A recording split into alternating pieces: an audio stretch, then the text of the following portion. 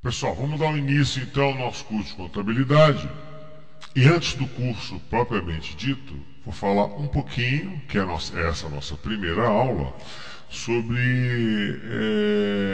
essa contextualização da contabilidade brasileira, as modificações que ocorreram a partir da Lei 11.638, que colocou o Brasil alinhado com a contabilidade internacional. Vamos lá então. Então, introdução ao curso de contabilidade, e esse curso será todo baseado no meu livro, e esse assunto eu também abordo no apêndice 2 do meu livro de contabilidade. Vamos lá, contabilidade no Brasil. Eu coloquei aqui todos de onde sempre existiu, né, desde os anos 70 até 2007, quem influenciou a contabilidade brasileira do ponto de vista de normas ou de legislação. A base da contabilidade brasileira é a Lei 6.404, que é a chamada Lei das Sociedades Anônimas, que faz parte do arcabouço da legislação comercial brasileira, do Código Comercial Brasileiro. E essa lei, apesar de ser uma lei para as empresas, sociedades anônimas, é considerada a base da contabilidade brasileira. Por quê? Esta lei tem 300 artigos. Quase metade desses artigos falam sobre demonstração financeira, falam sobre contabilidade e assuntos que têm a ver com demonstração e contabilidade, né? O Brasil tem cerca de 6 milhões de empresas hoje, né? Sociedades anônimas, um pouco mais de 100 mil. Por que é que uma lei que foi feita para a sociedade anônima influencia toda a contabilidade brasileira? Eu coloquei para vocês aqui na sequência, você pode ver no slide aí, que em 1977 o regulamento do imposto de renda passou a adotar a lei das SA no que diz respeito às exigências de como as demonstrações financeiras tinham que ser apresentadas para quem fizesse declaração do imposto de renda. Empresa que faz declaração de imposto de renda, portanto que faz opção do lucro real, essas empresas, em vez do regulamento do imposto de renda legislar sobre o tema de novo, né, o regulamento do imposto de renda se apoiou na lei comercial. Eu vou citar até para você aqui o artigo, está na sequência aqui, ó. Está lá, o artigo 274, ó. Diz que, perceba aqui, ó,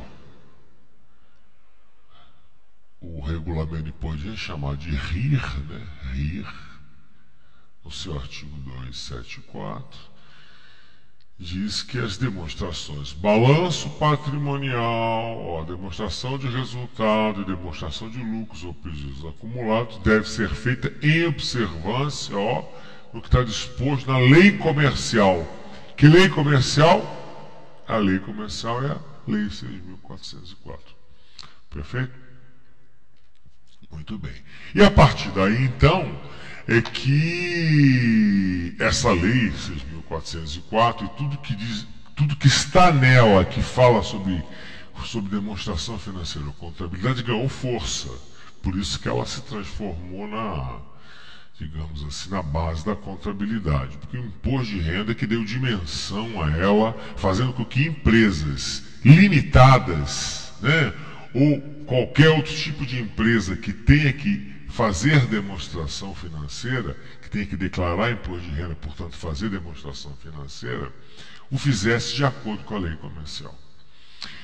CVM também baixou resoluções nesse tempo todo. CVM é uma autarquia ligada ao Ministério da Fazenda, criada em 77, para regular o mercado de oferta pública, né, de ações. Então, toda a sociedade anônima que quer vender ações na Bolsa de Valores ou no chamado mercado de balcão, que é o mercado mais restrito no âmbito das financeiras, essas empresas SA não podem vender ações pura e simplesmente porque são SA.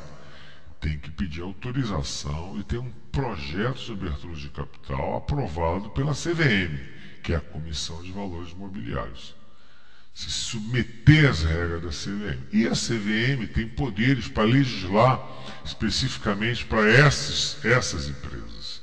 E a CVM também, desde 76 até 2007, baixou muitas resoluções e muitas delas que afetaram contabilidade.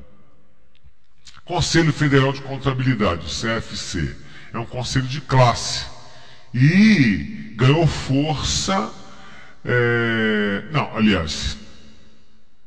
Como todo conselho de classe, baixa instrução para os seus profissionais, né?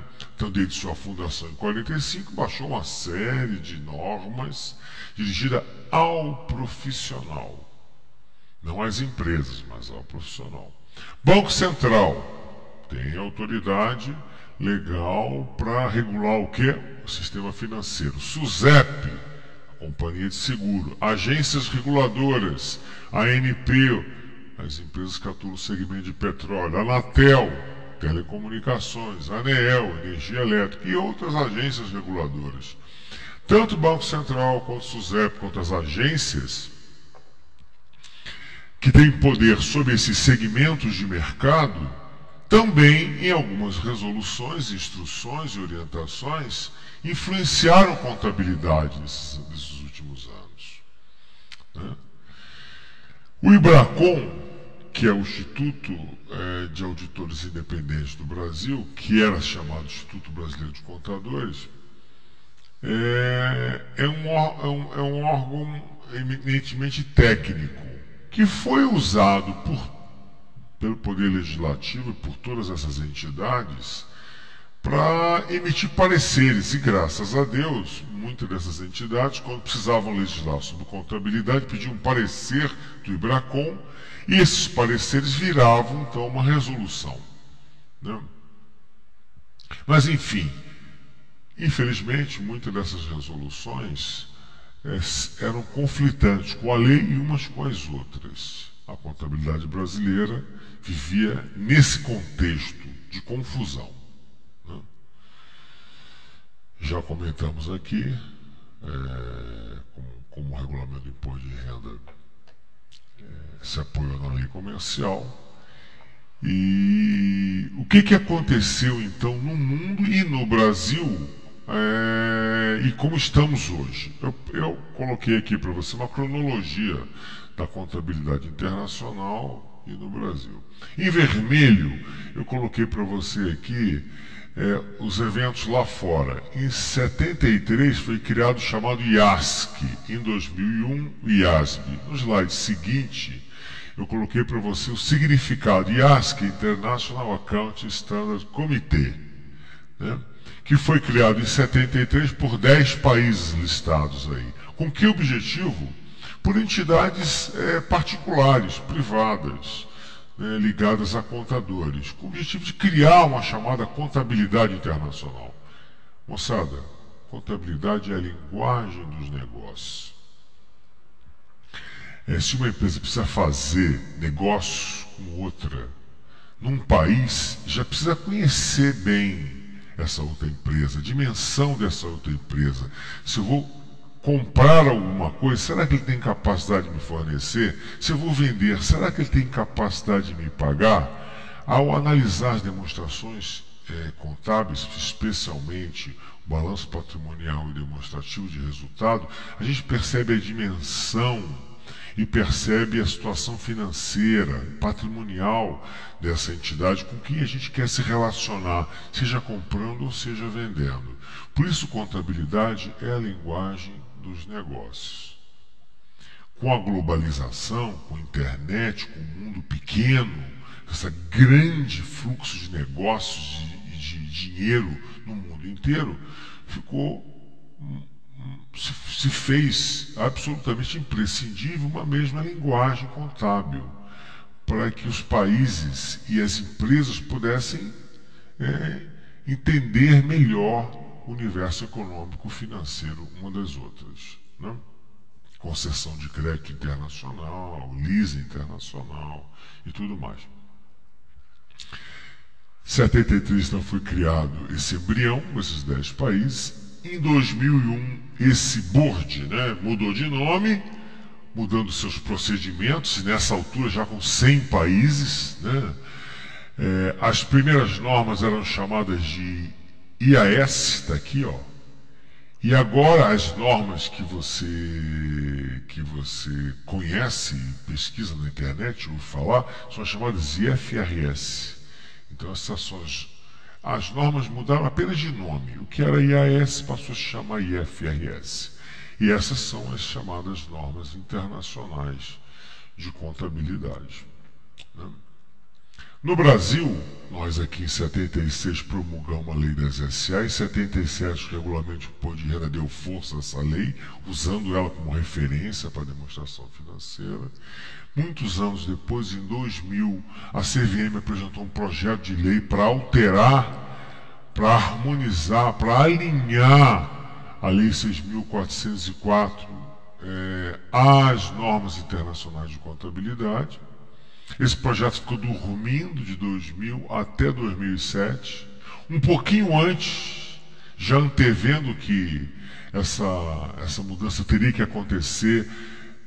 Entidades criaram o Comitê de Pronunciamentos Contábeis, já eu vou falar sobre eles, mas o fato importante foi em 2007. Em 2007 foi promulgada a Lei 11.638, 28 de dezembro, finalzinho de 2007, porque o presidente Lula foi em Davos, um evento internacional, e foi pressionado, né, pelos países mais ricos, com quem o Brasil queria mais negócios, né, a aprovar essa lei. Ele voltou ao Brasil e deu pressão, e essa lei foi aprovada a toque de caixa no finalzinho de 2007, com erros, porque esse projeto de lei não foi discutido adequadamente. Em 2008, a medida provisória corrigiu os erros da lei 11.638 e implementou mais algumas mudanças que foram esquecidas naquela oportunidade. Essa medida provisória virou lei, é a lei 11.941, por isso que os editais todos citam que o concurseiro tem que conhecer a Lei 11.638 e a Lei 11.941. Essas duas leis, né, é que, de fato, alteraram a Lei 6.404, alinhando a contabilidade brasileira à contabilidade internacional. Por último, para fechar bem o tema, a Lei 12.249 é uma lei federal, deu poderes ao Conselho Federal de Contabilidade para emitir normas técnicas contábeis, né? E isso é que foi bacana, porque o Conselho Federal de Contabilidade ele emitia normas para o profissional. Essa lei deu poderes para emitir normas contábeis e todos teriam que adotar essas normas. E foi essa lei que, de fato, transformou todas as mudanças, as normas criadas pelo Comitê de Pronunciamentos Contábeis em normas legais, né? 2010, por último, foi obrigatório, né, a adoção no Brasil por todas as empresas dessas normas internacionais. Então veja bem, olha aqui, ó. No Brasil, a Lei 6.404, alterada pela Lei 11.638, né? Olha só, olha o que foi introduzido na Lei 6.404, que as normas expedidas pela CVM, que se refere ao artigo, deverão ser elaboradas em consonância com os padrões internacionais de contabilidade. É a primeira vez que uma lei brasileira se reporta a um padrão internacional. Então, foi aqui que os legisladores brasileiros e os normalizadores brasileiros ganharam força para olhar para as normas internacionais. Foram obrigados a fazer por essa mudança legal. A lei, como eu falei, 12.249 de 2010, olha só, são atribuições do Conselho Federal de Contabilidade regular acerca dos princípios contábeis e editar normas brasileiras contábeis de natureza técnica e profissional. Então veja bem, a partir desta lei é que o Conselho Federal ganhou forças, né, para tornar obrigatória as normas internacionais de contabilidade no Brasil. Para fechar, o que é o Comitê de Pronunciamentos Contábeis, criado lá em 2005, antevendo essa necessidade de um comitê para traduzir as normas internacionais e adequá-las ao Brasil. A APIMEC, a Abrasca, a Bovespa, o Conselho Federal de Contabilidade, o IBRACON, FIPECAF,